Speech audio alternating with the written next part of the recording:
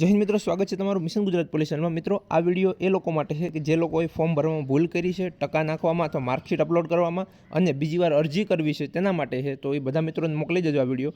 તો મિત્રો, તમારી પાસે જે ઓજસમાં તમે રજિસ્ટ્રેશન નંબર હશે, બરાબર, તમે જે ઓજસમાં રજિસ્ટ્રેશન કર્યું છે તેના તમારી પાસે 8 આંકડાના નંબર હશે, બરાબર છે। તો એ રજિસ્ટ્રેશન નંબર અને તમારી જન્મ તારીખ અહીંયા તમે ફરીથી ઓનલાઈન એપ્લિકેશનમાં જઈને એપ્લાય પર ઓકે મારશો અને અહીંયા તમારે સિલેક્ટ કરવાનું છે। ઓકે,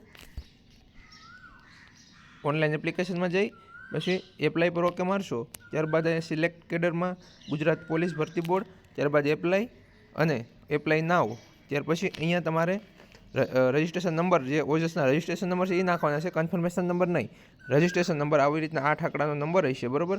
ત્યારબાદ અહીં તમારી જન્મ તારીખ નાખવાની છે, જન્મ તારીખ જેવી નાખશો અને એપ્લાય વિથ OTR કરશો એટલે આવી રીતે તમારું પાછું ફોર્મ ખુલી જશે। તમારે અહીંયા PSI લોકરક્ષક જે ભરવું હોય એ સિલેક્ટ કરી, બાકી અહીંયા નામ ને બધું તમે ઓજસમાં રજિસ્ટ્રેશન કરેલું છે એટલે એમાં બધું એડ જ હશે, બરાબર।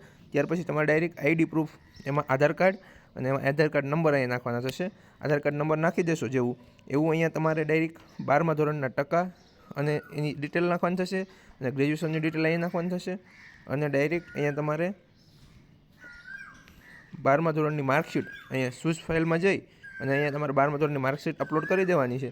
ત્યારબાદ અહીંયા યસ કરી અને અહીંયા સેવ કરી દેવાનું છે। જેવું તમે સેવ કરશો એટલે તમારું એપ્લિકેશન જે અરજી છે એ થઈ જશે। ઓકે, ત્યાર પછી તમારે ડાયરેક્ટ જે એપ્લિકેશન નંબર છે એ કોપી કરી અને ડાયરેક્ટ તમારે અહીંયા કન્ફર્મમાં જવાનું છે।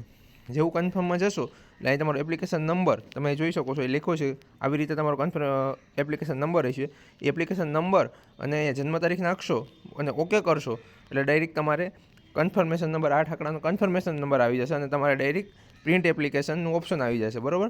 તો અહીંયાથી તમારે પ્રિન્ટ એપ્લિકેશન ઉપર ઓકે મારશો એટલે તમારી જે PDF છે એ ડાઉનલોડ થઈ જશે, ફોર્મ, બરાબર છે, તમે ફોર્મ ભર્યું છે એ ડાઉનલોડ થઈ જશે અને તમે નવી અરજી થઈ જશે તમારી, બરાબર છે। તો આવી રીતે તમે બીજી વાર અરજી કરી શકો, બીજી વાર ભૂલ થાય તો ત્રીજી વાર, ચોથી વાર, તમે જેટલી વાર તમારે અરજી કરવી હોય એટલી વાર કરી શકો।